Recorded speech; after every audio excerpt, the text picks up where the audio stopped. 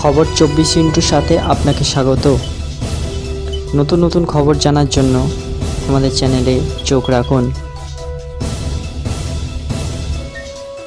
নমস্কার, খবর 24 সাথে আপনাদের স্বাগত।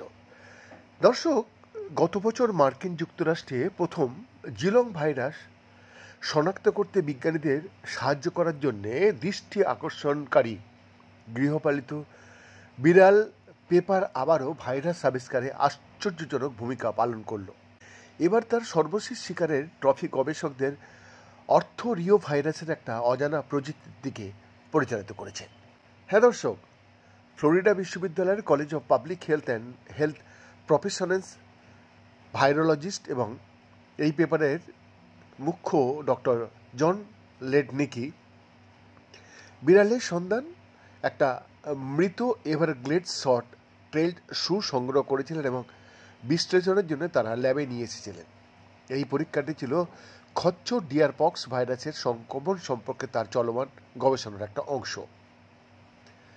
ল্যাব পরীক্ষা দেখা গেল যে শু প্রাণীটি অর্থোরিও ভাইরাসের একটি নতুন ধরনের ভাইরাস বহন করছে, যা মানুষ, বাদুড় এবং সাদা ল্যাজযুক্ত হরিণ সহ বিভিন্ন স্তন্যপ্রায়ী প্রাণীকে সংক্রমিত করতে পারে।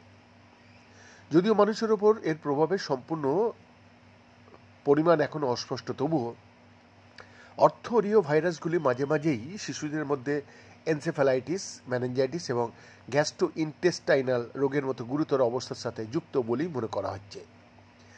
মূল কথা হলো, আমাদের অর্থোরিও ভাইরাসের প্রতি মনোযোগ দিতে হবে আরও, এবং দ্রুত তাদের শনাক্ত করার পদ্ধতি জানতে হবে, বলছেন লেডনিকি, যিনি PHHP department of environmental and global হেলথের একজন গবেষক না অধ্যাপক, সাথে ইউএফের ইমেজিং প্যাথোজেন্স ইনস্টিটিউটের সদস্য। স্তন্যপ্রায় প্রাণীদের মধ্যে অনেক ধরনের অর্থোরিও ভাইরাস রয়েছে কিন্তু, এবং সম্প্রতি চিহ্নিত এই ভাইরাস সম্পর্কে উদ্বিগ্ন হওয়ার মতো যথেষ্ট তথ্য কিন্তু নেই, বলছেন গবেষণাপত্রের প্রধান লেখক, ওয়ান হেলথের ইউএপিএইচডি প্রার্থী এমিলি ডিরুইটার। উনি বলছেন, স্তন্যপায়ী প্রাণীদের অর্থোরিও ভাইরাসগুলিকে মূলত অনাথ ভাইরাস হিসাবে বিবেচনা করা হতো, যা মানুষ সহ স্তন্যপ্রায়ী প্রাণীদের মধ্যে উপস্থিত ছিল, কিন্তু রোগের সাথে সম্পর্কিত ছিল না এগুলি। সম্প্রতি এগুলি শ্বাসযন্ত্র, কেন্দ্রীয় স্নায়ুতন্ত্র এবং গ্যাস্ট্রোইন্টেস্টাইনাল রোগে জড়িত বলেই কিন্তু মনে করা হচ্ছে।